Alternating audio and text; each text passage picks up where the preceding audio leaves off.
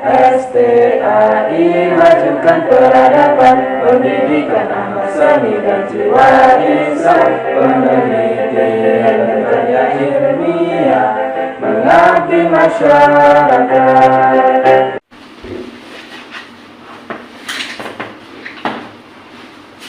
Bismillahirrahmanirrahim. Assalamualaikum warahmatullahi wabarakatuh. Innal hamdalillah nahmaduhu wa nasta'inuhu wa nastaghfiruh wa na'udzu billahi min shururi anfusina wa min sayyiati a'malina. May yahdihillahu fala mudhillalah wa may yudlilhu fala hadiyalah. Asyhadu an la ilaha illallah wahdahu la syarikalah wa asyhadu anna Muhammadan abduhu wa rasuluh la nabiyya ba'dah. Amma ba'du. Senantiasa kita bersyukur kepada Allah Subhanahu wa taala, yang mana Allah Subhanahu wa taala masih memberikan kita nikmat yang begitu banyak. Di antaranya adalah nikmat iman, nikmat sehat, nikmat kesempatan. Sehingga di kesempatan kali ini saya akan menyampaikan materi yang berjudul ilmu pengetahuan dan keutamaan orang yang berilmu. Perlu diketahui bahwasannya menuntut ilmu itu wajib bagi setiap muslim. Maka sebelum kita menyebutkan dalilnya, kenapa kita oleh Allah Subhanahu wa taala dipilih untuk menjadi khalifah di muka bumi ini? Dikarenakan Allah Subhanahu wa taala menciptakan manusia, yaitu yang paling istimewa. Manusia adalah ciptaan Allah yang paling istimewa, yang paling sempurna. Di antara keistimewaannya atau kesempurnaannya adalah Allah berikan manusia akal yang lebih banyak daripada makhluk-makhluk yang lain. Oleh karena itu sudah sepantasnya dan sewajarnya kita dituntut oleh Allah Subhanahu wa taala, diwajibkan untuk menuntut ilmu. Lalu yang wajib untuk kita pelajari ilmu itu apa sih? Yaitu ilmu agama Islam. Ilmu Islam, ilmu syar'i. Di antaranya adalah ilmu akidah, ilmu mengenal Tuhan, ilmu mengenal Allah Subhanahu wa taala. Kemudian kita mempelajari ilmu sunnah-sunnah. Bagaimana kita mempelajari sunnah-sunnah, yaitu dengan melihat bagaimana Nabi Muhammad SAW, apa saja yang dikerjakan, apa saja sunnah-sunnah yang dikerjakan oleh Nabi Muhammad SAW. Kemudian kita mempelajari halal dan haram. Kita mempelajari apa yang menjadi haram, apa yang menjadi halal buat kita, sehingga kita tidak jatuh kepada larangan-larangan yang Allah Subhanahu wa taala larang kepada kita. Kemudian kita mempelajari fikih ibadah, yaitu sholat, puasa, zakat, bersuci, haji.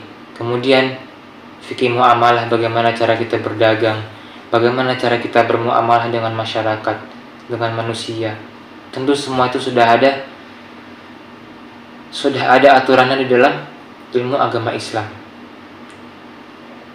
Oleh karena itu, setelah kita mempelajari ilmu agama Islam, maka tatkala kita mempelajari ilmu pengetahuan yang sifatnya dunia seperti ilmu kedokteran, ilmu berdagang, ilmu ekonomi, ilmu teknik, tatkala kita futur, tatkala kita lalai, tatkala kita diguncang cobaan yang berat, kita tidak akan tersesat. Kita akan terus kembali karena kita telah mempelajari ilmu agama Islam. Begitu dahsyatnya ilmu agama Islam, memberikan manfaat kepada hati, jiwa, dan pikiran manusia.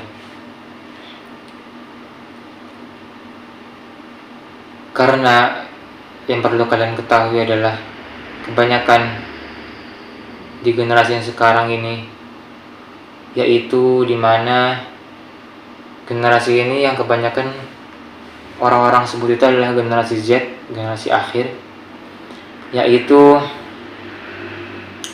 mereka tatkala futur, tatkala diguncang cobaan yang banyak.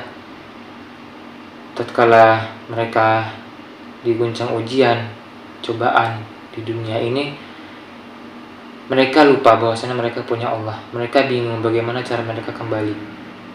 Ya karena mereka tidak mempelajari ilmu agama terlebih dahulu.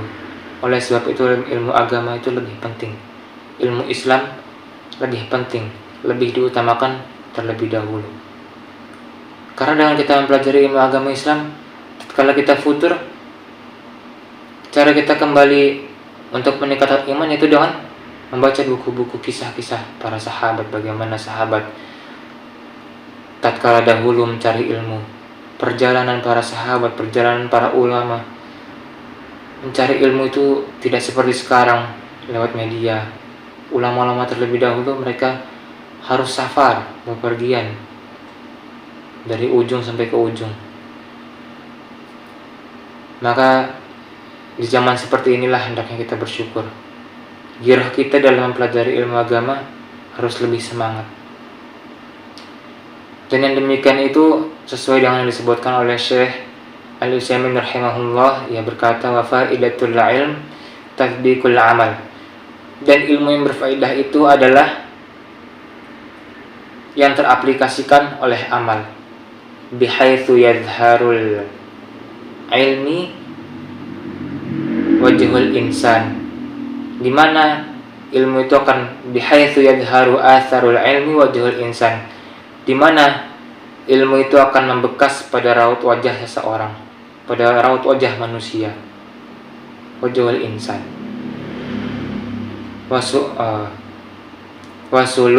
wasulukihi, perilakunya, wa akhlakihi, akhlaknya, wa ibadatihi, ibadahnya, wa waqarihi, ketenangannya, wa khasyatihi, dan rasa takutnya, wa ghairi dzalik, dan yang lainnya.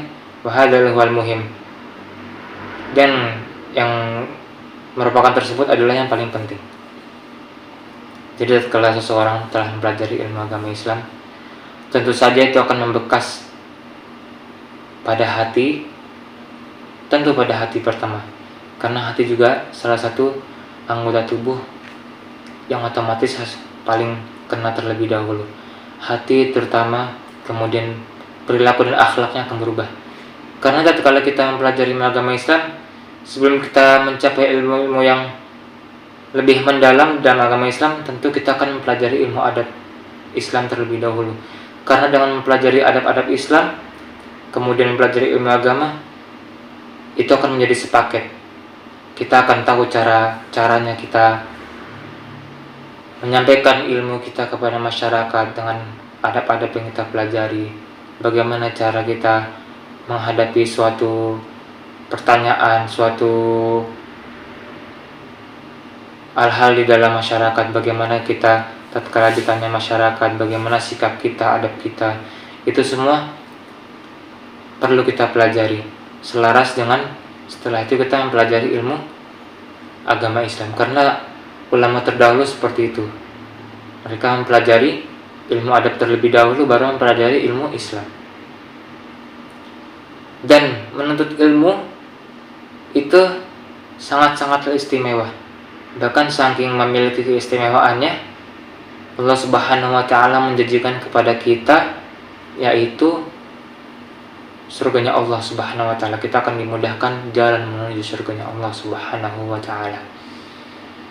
Sebagaimana dalam hadisnya, an Abi Hurairah radhiyallahu anhu qala Rasulullah sallallahu alaihi wasallam, dari man salaka tariqan yaltamisu fihi ilman sahhalallahu lahu bihi tariqan ilal jannah. Dari Abu Hurairah radhiyallahu anhu berkata, Rasulullah sallallahu alaihi wasallam bersabda, barang siapa yang meniti, yang berjalan di suatu jalan dalam rangka menuntut ilmu agama, maka Allah akan memudahkan baginya jalan menuju surga. Begitu dahsyatnya janji Allah kepada kita. Wah, sudah sempatasnya kita diwajibkan untuk menuntut ilmu agama. Kemudian apa hubungannya ilmu pengetahuan dengan agama Islam. Tentu ada hubungannya dengan kita mempelajari ilmu pengetahuan tentang dunia. Kita akan mendapatkan kesejahteraan di dunia. Kita akan tahu bagaimana cara kita hidup di dunia. Karena ilmu pengetahuan dengan Islam itu sejalan. Di agama Islam kita diajarkan etika dan adab. Di ilmu pengetahuan yang sifatnya dunia kita diajarkan caranya kita hidup di dunia. Selaras mengikuti perkembangan zaman. Jadi sudah sesuai dengan. Jadi ada suatu pertanyaan. Waktu itu salah seorang menanyakan kepada Syekh Shalih Al Fauzan, bagaimana hukumnya mempelajari ilmu pengetahuan yang sifatnya dunia, yaitu ilmu pengetahuan umum. Lalu Syekh Shalih Al Fauzan rahimahullah, ia berkata, mempelajari ilmu pengetahuan yang sifatnya dunia itu tentu saja boleh, tidak ada larangan. Akan tetapi ilmu yang pertama-tama perlu kita pelajari terlebih dahulu adalah ilmu agama Islam. Karena tatkala kita mempelajari ilmu pengetahuan yang sifatnya dunia seperti ilmu kedokteran, ilmu berdagang, ilmu ekonomi, tatkala kita mempelajari itu lalu kita meninggalkan ilmu yang wajib yaitu ilmu agama Islam, seperti itu tidak boleh. Karena yang menjadi bekal kita di akhirat adalah ilmu agama Islam. Maka yang pertama-tama kita pelajari terlebih dahulu adalah ilmu Islam, ilmu syar'i, yaitu ilmu akidah, ilmu tata cara sholat, tata cara zakat, puasa, haji, bersuci, dan lain sebagainya. Lalu setelah itu kita boleh mempelajari ilmu pengetahuan yang sifatnya dunia. Akan tetapi jangan sampai kita lalai atau luput meninggalkan atau tidak belajar ilmu agama Islam.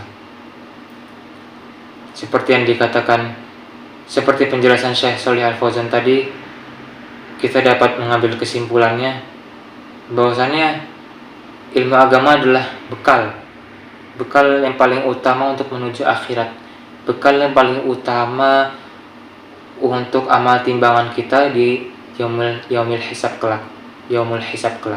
Oleh sebab itu, sebelum kita mempelajari ilmu pengetahuan yang sifatnya dunia, kita kokohkan dulu akidah kita kokohkan dulu iman kita, agama Islam kita kokohkan dulu, sehingga kita tidak terguncang oleh kehidupan di dunia. Seperti perkataan Imam Asy-Syafi'i, ia berkata, man la yuhibbul ilma la khaira fihi. Siapa yang tidak mencintai ilmu agama, la khaira fihi, tidak ada kebaikan untuknya. Jadi kesimpulannya adalah, yaitu menuntut ilmu agama Islam wajib. Kemudian dengan kita menuntut ilmu agama Islam, maka Allah akan memudahkan bagi kita jalan menuju surga. Kemudian menuntut ilmu pengetahuan dunia itu sangat diperbolehkan. Akan tetapi kita tidak boleh luput dan tidak boleh meninggalkan ilmu-ilmu agama Islam. Tidak boleh sampai kita tidak belajar ilmu agama Islam. Karena seperti yang tadi disebutkan, man la yuhibbul ilma la khaira fihi. Siapa yang tidak mencintai ilmu agama, tidak ada kebaikan untuknya. Mungkin cukup sekian. Apabila ada salah kata atau kekurangan, itu datang dari saya pribadi, dan kebenaran hanya datang dari Allah Subhanahu wa taala. Aku qouli hadza subhanakallahumma bihamdika asyhadu an la ilaha illa anta astaghfiruka wa atubu ilaik. Wassalamualaikum warahmatullahi wabarakatuh. Alhamdulillah.